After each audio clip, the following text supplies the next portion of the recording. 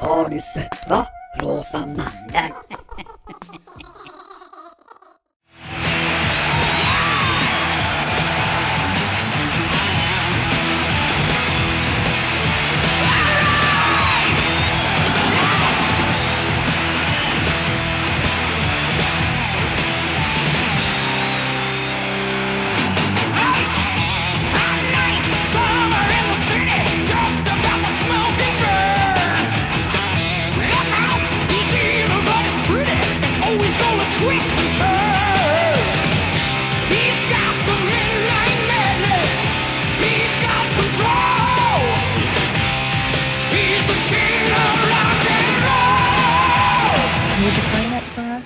Well, the album is very different. Each song is, I think, like turning to another chapter in a book without really having a conclusion to it, because this is not a concept album. But I just make that point to show you that I feel each song is very, very different from the one before it and the one after it.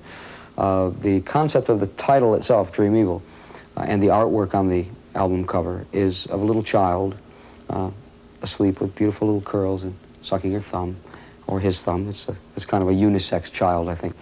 And coming out from under the bed are horrible hands and clowns in the corner with knives. All the things I think that little children think about when they look like they're so peaceful.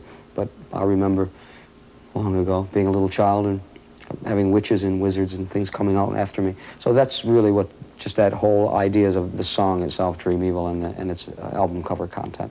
You only spent 2 months in the studio. Why such a short time?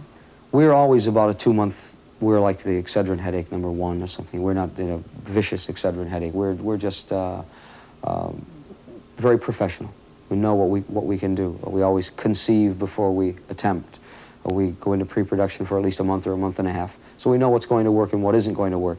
It's cutting the corners in a studio that makes the difference between taking 2 years in the studio and 2 months. Make the mistakes first, then go into the studio and spend the money and the time to do it properly. So for us, it's a matter of being very prepared. There is already a video from the song I Could Have Been a Dreamer. It's already been done. That was finished last week.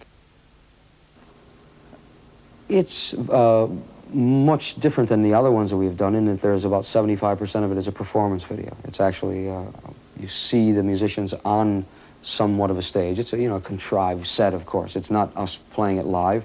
We've just finished the album and haven't toured yet, so we don't have that opportunity.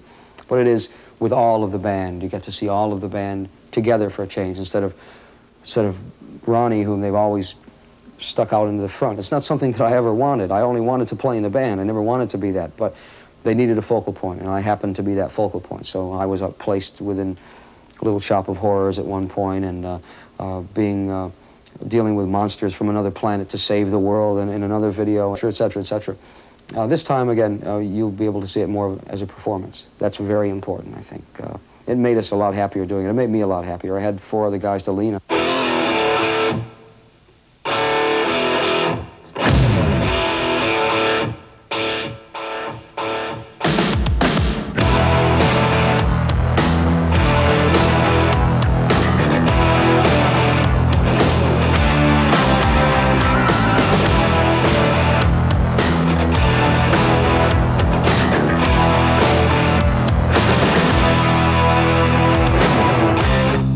Running with the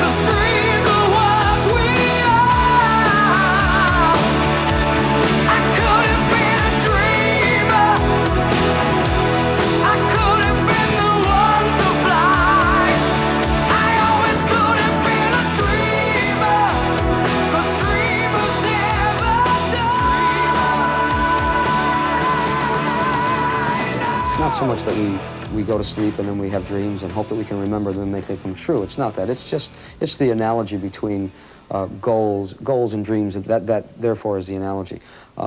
And dreams are actually what reality is made of eventually anyway, because if you don't have any goals and thoughts, so well, how can that become a reality? It can't. And my position with dreams is that you should, as a human being, be able to reach any goal that you want to. Have that dream and go for it. But the best part is what you do along the way. You don't even have to reach the goal. The goal isn't important. It's having the goal and what you experience along the way. It's like walking along the rainbow. You know there's a pot of gold at the end of it, but you may never get to the pot of gold. But isn't it wonderful to walk along a rainbow? Why? One most wonderful thing in the world to walk along a rainbow, and your dreams can be rainbows. Your dreams can be anything you want them to be. So my whole point of it, I guess, is don't let anyone tell you that you can't do anything that you want to in your life, as long as you don't hurt anybody else along the way. You can do anything that you want to, anything. I'm a great example of that. What is your favorite dream that you made come true? The best dream I made come true was to complete the hearing aid project that we did. To finally do something for someone else, to finally give something back in a big way, and to thank everybody for doing it, for allowing me to be what I am, to be successful, to have people who care about me. If we don't give back in our lives, then it's just a dead end. And that was the dream for me. It allowed me a chance to become a giver as opposed to a taker. And it also allowed me to do more, to do the Children of the Night project that we're going to be doing soon. We're doing 3 other shows. Japan Aid is one of them, and Shanghai Aid is another. We'll be probably the first male heavy metal band, hard rock band to go to China. There was a women's band called She-Rock who did that first. See how much I know? I remember that. Yeah. So this is going to give us the opportunity, to do more and more and more. I've done a RAD commercial, Rock Against Drugs, which was, again, very satisfying for me. The mail that I've gotten, the response from people who have said, I stopped taking drugs now. I will never take drugs again. Because if you tell me not to, then I won't do it. It shows you the power that we have when we become successful like this. And if we misuse that power, then we're fools. Well, I'm lucky. I can use that power to do benefits, to do the Hearing Aid Project, to do Japan Aid, Shanghai Aid, and these things also allow me to talk to people over and over, to people from different walks of life, and that's what makes my life go round. Excuse me. I think you're really sexy. Get lost. Hey, I was just saying I like you. I think you're really beautiful. I said beat it. Yeah, beat it. Hey, you should be more polite. And you should mind your own business. I said beat it. Watch your step.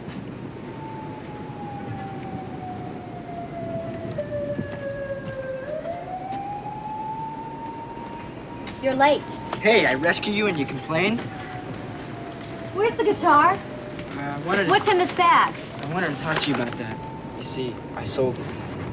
You did what? I got myself a job, okay? But I needed to invest a little money. You gotta be putting me on. Hey, that was mine too, Come on. Can I park your car, madame? You look pathetic. Look, I could pay for the guitar in a couple of weeks. I could be making $200 a week. Oh, so you sold out. Yeah, well, maybe I'm getting out now, too. Crazy, what?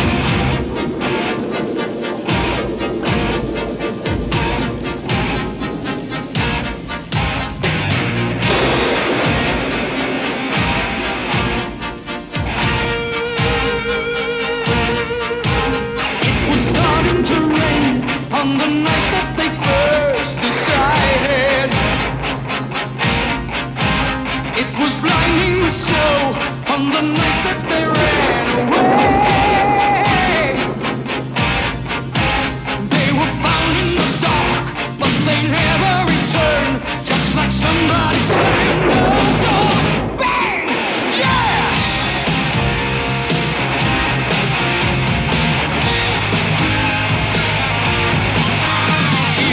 To be wild, he was nearly a child, but they only could feel each other.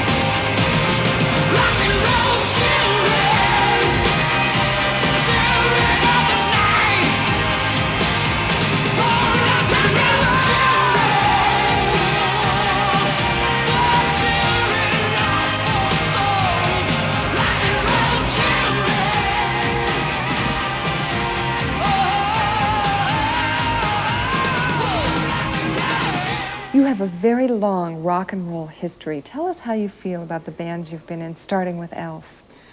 Well, that for me was, that was heaven. That was a time when we all grew up. I was just a little kid then. I learned everything about, not everything about it, but all the things that I'd never seen or only heard of before then. It was a band that allowed me to go everywhere in Europe, everywhere in the world. It was a band that I went through with my eyes so wide, just trying to drink it all in and experience it all. And then came a little bit more reality. Then I joined Rainbow. Richie and I put that band together. And then I started to deal with a little bit more of the people who were difficult to deal with, and probably made me more difficult to deal with as well. And then through that to Sabbath, even more difficult. And then to this one, which in some ways was difficult as well, has been difficult. There's a lot to prove in the beginning, and then a lot to maintain as you go along.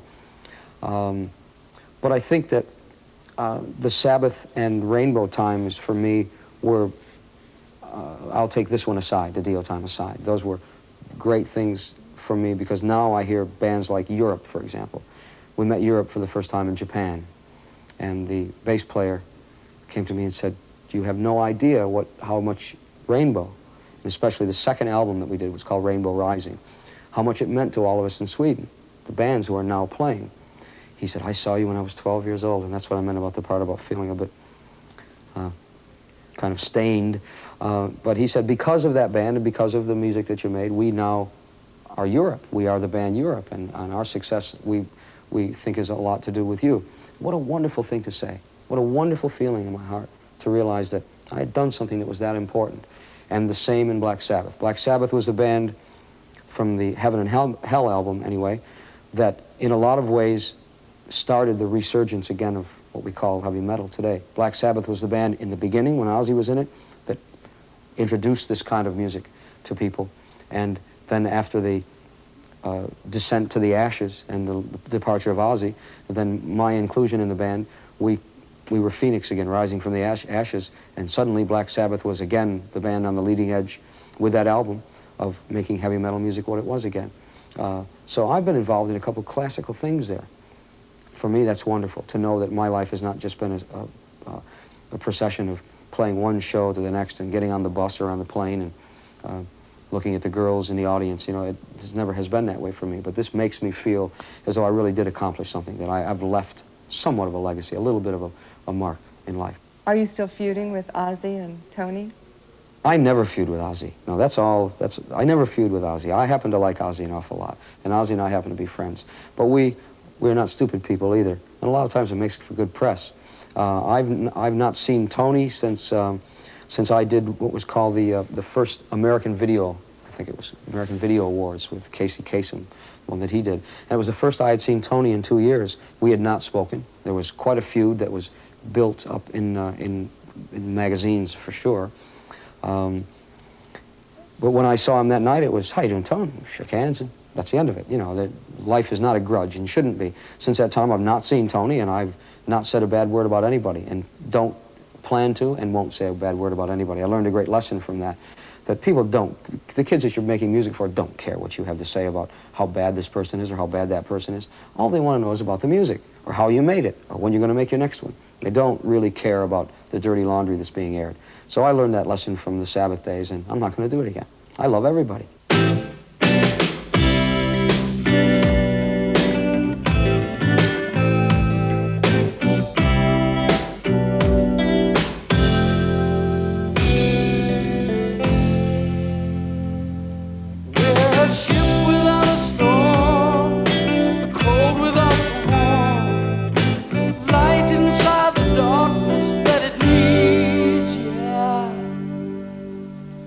We're left without